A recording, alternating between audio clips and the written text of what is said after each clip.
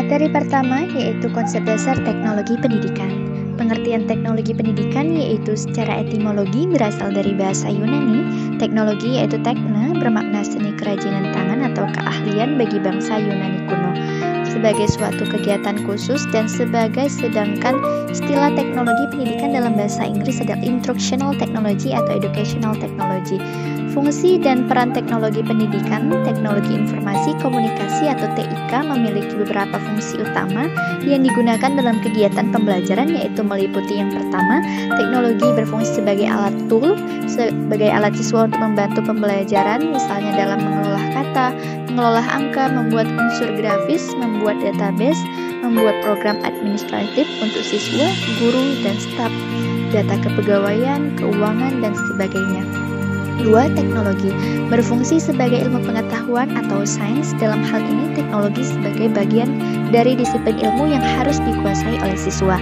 Misalnya dalam pembelajaran di sekolah, sesuai pembelajaran TIK sebagai ilmu pengetahuan yang harus dikuasai siswa semua kompetensinya. Yang ketiga, teknologi berfungsi sebagai bahan dan alat bantu untuk pembelajaran yang disebut literasi. Dalam hal ini, teknologi dimaknai sebagai alat bantu untuk menguasai sebuah kompetensi yang melalui komputer. Tokoh-tokoh dalam pengembangan teknologi pendidikan. Teknologi pendidikan berusaha untuk menerapkan dalam kelas hasil-hasil eksperimentasi dalam laboratorium psikologi. Teknologi pendidikan adalah hasil penelitian dan pemikiran ilmiah tentang pendidikan. Ada sejuta tokoh yang berusaha mempelajari soal belajar secara sistematis. Yang pertama, L. Torandika tahun 1874-1949 menghasilkan sejuta hukum belajar. Di antaranya Law of Effect. Menurut hukum ini, belajar akan lebih berhasil bila respon murid terhadap suatu stimulus segera disertai oleh rasa puas, merupakan pujian atau hadiah yang disebut reinforcement. Nah, reinforcement ini memperkuat hubungan antar S yaitu stimulasi dan R sebagai respon sehingga hasil belajar menjadi permanen. Kedua, Sidney L. Plessey menyusun program yang terdiri atas rentetan tugas-tugas yang disebut software, dan di samping itu suatu alat yakni teaching machine sebagai hardware. Ia menggunakan tes objektif dengan lembar jawaban yang dapat diperiksa sendiri secara otomatis. Yang ketiga yaitu Ivan Parlon tahun 1849 sampai 1936 mengadakan percobaan dengan anjing untuk mempelajari proses belajar secara ilmiah. Nah, proses belajar yang diselidikinya adalah conditioning anjing yang mula-mula mengeluarkan air liurnya. Bila disodorkan makanan, yaitu sebagai stimulatus 1 akan keluar air liurnya. Bila misalnya dibunyikan lonceng, yaitu sebagai stimulus 2 yang semula disodorkan bersamaan dengan makanan dan kemudian ditiadakan. Yang keempat, B.F. Skinner, di antara ilmuwan dalam bidang proses belajar yang paling berpengaruh terhadap perkembangan teknologi pendidikan ialah B.F. Skinner. Ia banyak melakukan eksperimen dengan binatang, di antaranya yang paling terkenal dengan burung merpati untuk mempelajari cara mengubah kelakuan binatang itu. Ada perbedaan antar conditioning yang diterapkan oleh Pavlov dan Skinner.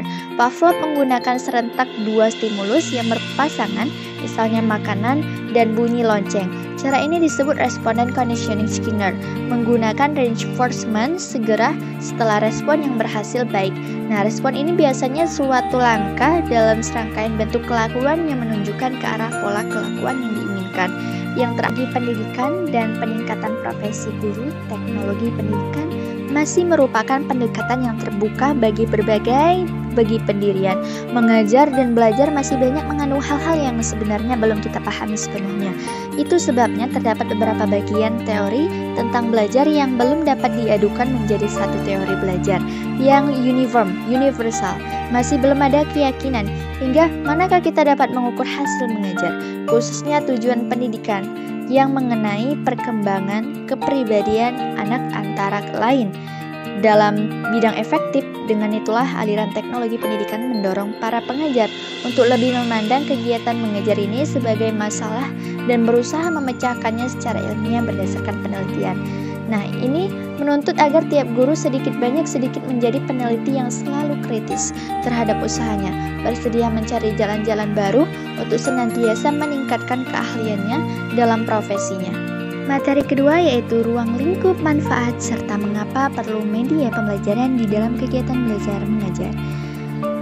Ruang lingkup merupakan cakupan atau batasan kegiatan yang harus dilakukan oleh guru dan siswa dalam kegiatan belajar mengajar untuk mencapai tujuan secara efektif dan efisien. Ruang lingkup tersebut meliputi materi, media, pendekatan, alokasi waktu, metode, pola pembinaan terpadu, kompetensi dasar peserta didik, dan evaluasi. Manfaat media pembelajaran yaitu media pembelajar mempunyai manfaat tersendiri, entah itu bagi guru ataupun bagi siswa. Berikut adalah beberapa manfaat media pembelajaran. Yang pertama, menurut para ahli Kemp dan Dayton pada tahun 1985, yang pertama penyeragaman penyampaian materi pembelajaran. Kedua, proses belajar mengajar menjadi lebih menarik, jelas, dan interaktif. Yang ketiga, efisiensi waktu dan tenaga. Empat, meningkatkan kualitas hasil belajar para murid. Yang kelima, memungkinkan kegiatan mengajar yang fleksibel atau dapat dilakukan di mana saja. Yang keenam, menumbuhkan sikap positif siswa. Selanjutnya yaitu manfaat media pembelajaran bagi guru. Bisa mempermudah guru dalam menjelaskan materi yang rumit. Yang kedua, metode pembelajaran yang digunakan bisa lebih bervariasi. Yang ketiga, efisiensi dalam penggunaan waktu dan tenaga. Yang keempat, dapat lebih mudah memfokuskan perhatian murid pada materi yang sedang dipelajari. Yang kelima, menata suasana kelas agar lebih hidup dan interaktif. Yang kelima, membuat siswa menjadi lebih aktif di kelas dan tidak mudah merasa bosan di kelas. Yang kelima yaitu tercapainya tujuan kegiatan belajar mengajar secara efektif. Selanjutnya yaitu manfaat media pembelajaran bagi siswa. Bisa lebih memahami materi yang disampaikan pengajar. Yang kedua, pembelajaran lebih menyenangkan dan mudah dimengerti. Yang ketiga, kualitas belajar siswa meningkat. Yang keempat, proses belajar dapat dilakukan di mana saja. Yang kelima, mendukung pembelajaran mandiri atau secara otodidak. Yang kelima, membangkitkan motivasi minat dan keinginan belajar. Pentingnya media pembelajaran dalam kegiatan belajar. Saat ini seorang guru memiliki akses yang luas untuk mendapat informasi tentang apa saja termasuk media pembelajaran. Komunikasi dapat dilakukan dengan mudah dan menjangkau banyak tempat. Bahkan tidak ada lagi batas antar kelas, antar sekolah, bahkan antar negara. Untuk dapat mengetahui proses belajar mengajar di suatu negara, seorang guru dapat mempelajarinya melalui internet. Ada banyak informasi yang tersedia seperti di website, jurnal, maupun video. Materi ketiga, konsep, fungsi, prinsip, dan ciri media pembelajaran. Konsep media pembelajaran. Kata media merupakan bentuk jamak dari medium yang secara harfiah berarti perantara atau pengantar. Beberapa ahli memberikan definisi tentang media pembelajaran. Scrum mengemukakan bahwa media pembelajaran adalah teknologi pembawa pesan yang dapat dimanfaatkan untuk keperluan pembelajaran secara khusus. Kata tersebut dapat diartikan sebagai alat komunikasi yang digunakan untuk membawa informasi dari satu sumber kepada penerima. Menurut Gerlich dan Ellie pada tahun 1971, media apabila dipahami secara garis besar adalah manusia, materi, atau kejadian yang membangun kondisi yang membuat siswa mampu memperoleh pengetahuan, keterampilan, atau sikap, sehingga guru, buku teks, dan lingkungan sekolah merupakan media. Selanjutnya, fungsi media pembelajaran ada dua fungsi utama media pembelajaran yang perlu kita ketahui. Fungsi pertama, media adalah sebagai alat bantu pembelajaran, dan fungsi kedua adalah sebagai media sumber belajar. 1. Media pembelajaran sebagai alat bantu dalam pembelajaran. Tentunya kita tahu bahwa setiap materi ajar memiliki tingkat kesukaran yang bervariasi. Pada satu sisi ada materi ajar yang tidak memerlukan alat bantu, tapi di lain pihak ada materi ajar yang sangat memerlukan alat bantu, berupa media pembelajaran. Media pembelajaran yang dimaksud antara lain berupa global, grafik, gambar, dan sebagainya. Materi ajar dengan tingkat kesukaran yang tinggi tentu sukar dipahami oleh siswa. Tanpa bantuan media, maka materi ajar menjadi sukar dicerna dan dipahami oleh setiap siswa. Hal ini akan semakin terasa apabila materi ajar tersebut abstrak dan rumit ataupun kompleks. Kedua, media pembelajaran sebagai sumber belajar. Sekarang Anda menelaah media sebagai sumber belajar. Sumber belajar adalah segala sesuatu yang dapat dipergunakan sebagai tempat bahan pembelajaran untuk belajar peserta didik tersebut berasal. Sumber belajar dapat dikelompokkan menjadi 5 kategori, yaitu manusia, buku, perpustakaan, media massa, alam, lingkungan, dan media pendidikan. Media pendidikan sebagai salah satu sumber belajar ikut membantu guru dalam memudahkan tercapainya pemahaman materi oleh siswa, serta dapat memperkaya wawasan peserta didik. Dr. Andi Sudirman N. tahun 1991 mengemukakan beberapa prinsip pemilihan media pengajaran yang dibaginya ke dalam 3 kategori sebagai berikut. Tujuan pemilihan media-media yang akan digunakan harus berdasarkan maksud dan tujuan pemilihan yang jelas. Apakah pemilihan media itu untuk pembelajaran atau siswa belajar, untuk informasi yang bersifat umum maupun untuk sekedar hiburan saja, mengisi waktu kosong. Lebih spesifik lagi, apakah untuk pengajaran kelompok atau individual, apakah untuk sasaran tertentu seperti anak TK, SD, SMP, atau SMO, tunarungu, tunanetra, masyarakat pedesaan, atau ke masyarakat perkotaan. Nah, tujuan pemilihan ini berkaitan dengan kemampuan berbagai media. Yang kedua, karakteristik media pengajaran. Setiap media mempunyai karakteristik tertentu, baik dilihat dari segi keampuhannya, cara pembuatannya, maupun cara penggunaannya. Memahami karakteristik berbagai media pengajaran merupakan kemampuan dasar yang harus dimiliki guru dalam kaitannya dengan keterampilan pemilihan media pengajaran. Di samping itu, memberikan kemungkinan pada guru untuk menggunakan berbagai jenis media pengajaran secara variasi, sedangkan apabila kurang memahami karakteristik media tersebut, guru akan dihadapkan kepada kesulitan dan cenderung bersikap spekulatif. Yang ketiga, alternatif pilihan memilih pada hakikatnya adalah proses membuat keputusan dari berbagai alternatif pilihan.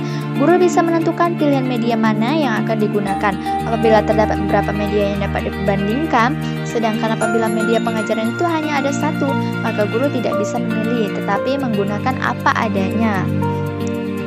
Ciri media pembelajaran. Untuk mengenali beberapa ciri media pembelajaran adalah beberapa ciri menurut Gillich dan Elliott tahun 1971 yang mengemukakan 3 ciri-ciri media yang merupakan alasan mengapa media digunakan, yaitu 1. Ciri fiksatif. Fixative property. Ciri ini menggambarkan kemampuan merekam, menyimpulkan, melestarikan, dan mengkonstruksi suatu peristiwa atau objek. Cara ini amat penting bagi guru karena kejadian-kejadian atau objek yang telah direkam atau disimpan dengan format media yang ada dapat digunakan setiap saat. Media yang dikembangkan seperti fotografi, video tape, audio tape, disket komputer, dan film. Maka media ini memungkinkan suatu rekaman kejadian yang terjadi pada satu waktu tertentu ditransportasikan tanpa mengenal waktu. Yang kedua, ciri manipulatif yaitu manipulative property. Suatu kejadian yang memakan waktu berhari-hari dapat disajikan kepada peserta didik dalam waktu 2 atau 3 menit dengan teknik pengambilan gambar atau time-lapse recording. Kemampuan media dari ciri manipulatif memerlukan perhatian sungguh-sungguh karena apabila terjadi kesalahan dalam pengaturan kembali urutan kejadian atau potongan bagian-bagian yang salah, maka akan terjadi pula kesalahan yang penafsiran yang tertentu saja akan membingungkan dan bahkan menyesatkan sehingga dapat mengubah sikap mereka ke arah yang tidak diinginkan. Yang ketiga, ciri distributif yaitu distributive property. Ciri distributif dari media memungkinkan suatu objek atau kejadian ditransformasikan melalui ruang dan secara bersamaan kejadian tersebut disajikan kepada peserta didik dengan stimulasi pengalaman yang relatif sama mengenai kejadian ini. Sekali informasi direkam dalam format media apa saja, ia dapat diproduksikan seberapa kali pun dan siap digunakan secara bersamaan di berbagai tempat atau digunakan secara berulang-ulang di suatu tempat. Konsistensi informasi yang telah direkam akan terjamin sama atau hampir sama dengan aslinya. Materi keempat, teknologi sebagai sebuah pendekatan dalam problem pendidikan. Dalam teknologi pendidikan, pemecahan masalah itu terjelma dalam bentuk semua sumber belajar yang didesain atau dipilih dan digunakan untuk keperluan belajar. Sumber-sumber belajar ini diidentifikasi sebagai pesan orang, bahan, peralatan teknik, atau latar yang disebut lingkungan. Teknologi pendidikan memungkinkan adanya perubahan kurikulum, baik strategi, pengembangan, maupun aplikasinya. Teknologi pendidikan mempunyai fungsi luas, tidak hanya terbatas pada kebutuhan kegiatan belajar di kelas, melainkan dapat berfungsi sebagai masukan bagi pembina dan pengembangan kurikulum yang dikaji secara ilmiah, logis, sistematis, dan rasional sesuai dengan tuntutan ilmu pengetahuan dan teknologi. Teknologi pendidikan menghilangkan, kalaupun tidak secara keseluruhan, pola pengajaran tradisional. Ia berperan penuh dalam pelaksanaan proses belajar mengajar. Meskipun sebenarnya dia tidak dapat menggantikan posisi guru secara mutlak, guru mempunyai kemampuan yang disebut capability yang terbatas, dan dengan teknologi pendidikan pula lah keterbatasan itu tertolong. Teknologi pendidikan membuat pengertian kegiatan-kegiatan belajar menjadi lebih luas, lebih dari hanya sekedar interaksi guru, murid di dalam ruang dan waktu yang sangat terbatas. Teknologi pendidikan dapat dianggap sebagai sumber belajar dan biasanya memberi rangsangan positif dalam proses pendidikan. Teknologi pembelajaran berupaya untuk merancang pengembangan dan memanfaatkan aneka sumber belajar, sehingga dapat memudahkan atau memfasilitasi seseorang dalam belajar, hingga pada suatu saat terbuka kesempatan bagi setiap orang untuk belajar sepanjang hayat, di mana saja, kapan saja, dan oleh siapa saja, dengan cara dan sumber belajar apa saja yang sesuai dengan kondisi dan kebutuhannya. Maka dari itu, teknologi pendidikan diperlukan untuk dapat menjangkau peserta didik dimanapun mereka berada. Selain itu, untuk melayani sejumlah besar mereka yang belum memperoleh kesempatan untuk belajar, memenuhi kebutuhan belajar untuk dapat mengikuti perkembangan dan meningkatkan efisiensi dan efektivitas dalam belajar. Materi kelima, teknologi komunikasi dalam pendidikan. Bahwasanya teknologi komunikasi adalah seperangkat alat penambah kemampuan orang dalam berkomunikasi atau seperangkat dalam sistem hasil rekayasa manusia yang digunakan sebagai media transmisi untuk menyampaikan ide, pesan, atau gagasan kepada orang lain. Teknologi komunikasi dalam pendidikan mempunyai pengaruh terutama dalam penyelesaian berbagai masalah pendidikan dan juga berperan dalam peningkatan kualitas pendidikan.